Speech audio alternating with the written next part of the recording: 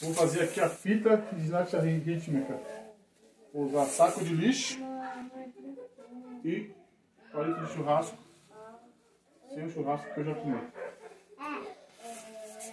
E um pouco de durex.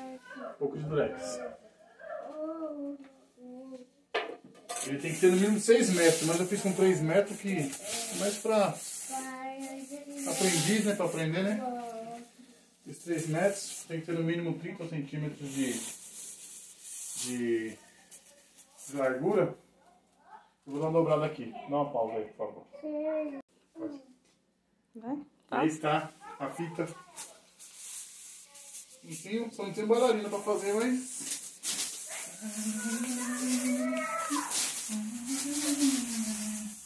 É tipo isso aqui.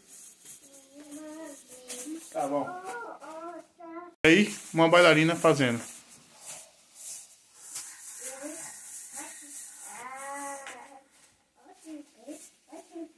Roda?